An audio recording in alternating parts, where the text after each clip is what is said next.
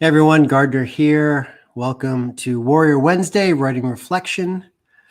This is day 363. 363? Math tells me, I did well in math. Math tells me that's 2 days shy of 365, which equals what? 1 year. Holy shitballs, a year that I've been on this writing journey. Outside of rowing, I don't think I've done anything consistently for a year, day in and day out. It's hard to believe. I thought I would just kind of share an overview of the journey, because a year is a long time, and it's a blip on the radar of life, right? A year ago, got together with some awesome souls: Tina Overbury, Nicole Natris, Dory Howard. Dory is a former client of mine, amazing woman, amazing retreat center on Salt Spring Island. Tina, as the writing coach and core story genius that she is, kind of all got us all together on the rock in Dory's beautiful oceanside facility. And Nicole at that time was finishing up, I believe it was she was working on a show. I think she was writing a show at that time and tweaking her journal, for self-care. And Tina's working on a book, and then Dory started a book. So we were all like, all right, let's do this. And that was the day they kicked it off. I hadn't wrote anything, and we spent 3 days together, shared some of our writing at the end, and then I was off to the races. It was amazing. So for those of you that have been watching me on this journey, which is some of you have been following now for a while, it's a long time, tuning in and knowing that this has been a consistent part of my life, being called to write my story and share my story and reconnect with the artist within me. That is a non-negotiable to how I show up in the world. From that starting block of June 12th last year, I wrote every day until November 2nd. November 2nd, which I can't do the math. I think it was 5 months and something. In that span of time, I did not miss one day of writing. So I literally wrote every single day. Some days a lot more than others. And I made a point to show up and write something, anything. The interesting thing about the journey is I've shared that it's East-West Coast. Just like me, it takes place in the different arenas, East to West Coast, the different cities that I've lived. I coordinated a trip back to Rhode Island and New England last summer for a 5-week stay back in my home turf, where I finished all of the East Coast section of the book. I literally hopped on a plane to start the West Coast section on the way back to the West Coast. Serendipity after serendipity. Hopped on a ferry one time, and it was the time I was actually working with a colleague who hired me for some strategy. And I went to the mainland, and as I was on the ferry in my car working, I realized it was the point on my West Coast journey when I was leaving Vancouver Island and moving to the mainland. Can't make this up. And then of course the book finished. The big universal punctuation point was the book finished on November 2nd, which happened to be the day that I literally claimed my life back, reemerged from the jungle event the year before. And it just so happened that I finished the big first draft on that day. I took 5 days off. I passed it over to my writing coach. I took 5 days off of writing. And then that was November 2nd. So November 8th, 5 days. The next day, November 8th, I started writing again. And from November 8th until now, which is June the 9th, 10th, 9th, I've missed, no, it's the 12th.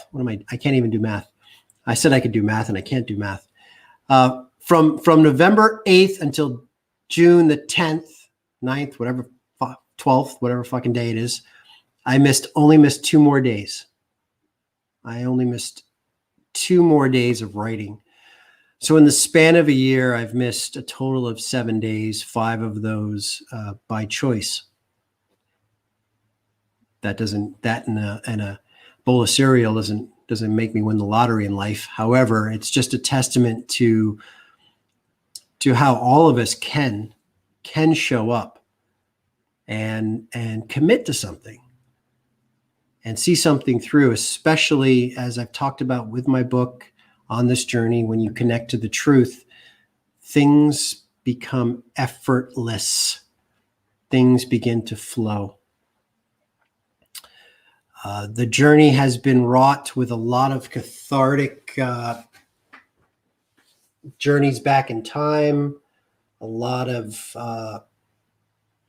reliving amazing memories, fun memories, tragic memories, glorious memories, champion the youth. Hey, Carolyn, champion the youth within me, doing the deep work, getting my ass kicked over and over again by the bully that can be called life, to emerge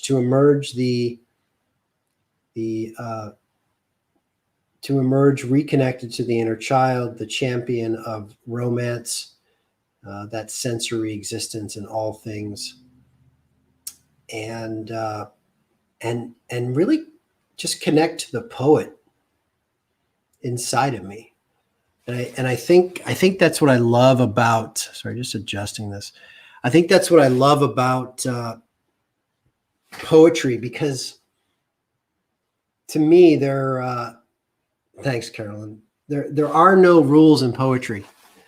We can write whatever lands for us, and poetic verse is beauty. It's art, and people can take it and they can interpret it a variety of ways and create their own relatable emotional thread to it. And I love that I've flourished the poetic verse inside me, the way that I look at the world, the lens that I look at it, the sensory symphonic experience that this writing journey has really opened my eyes to live every day.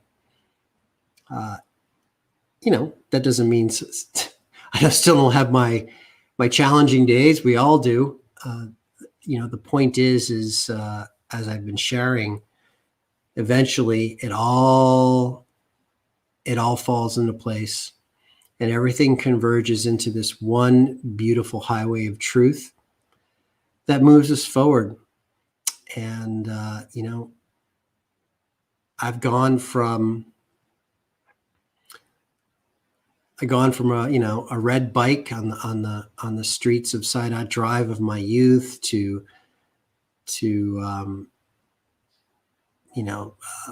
getting on a bus of life, feeling that the bus is just taking me. I have no course over the direction that I'm going.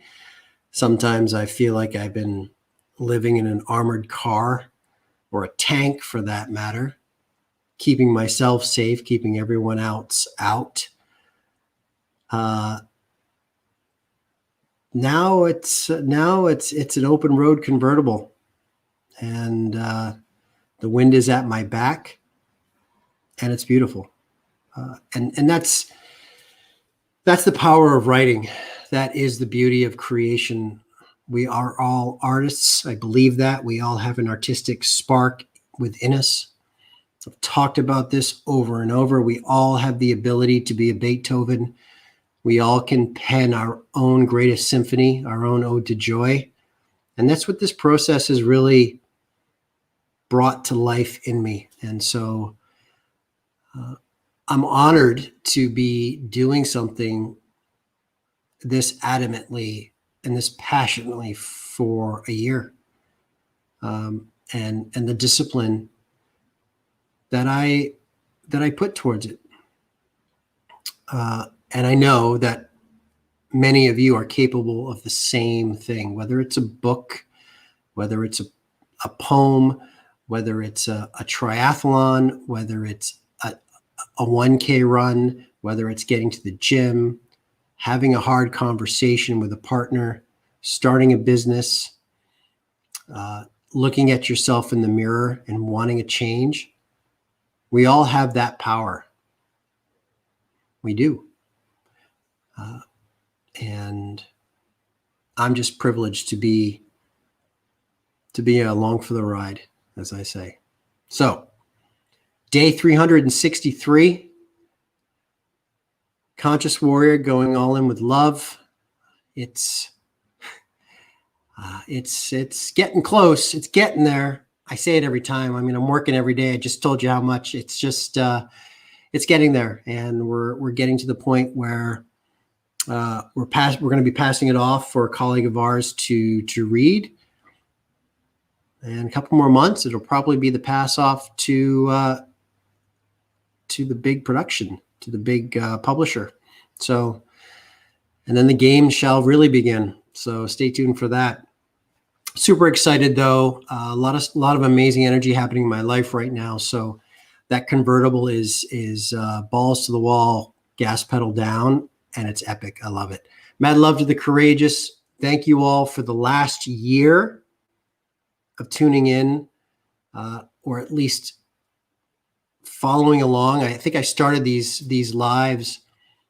I think I started these lives in September. Actually, as soon as I got back from Rhode Island, I started to do these weekly. So thank you from the bottom of my heart following me on this journey. More to come for sure. All right. Mad love. Cheers.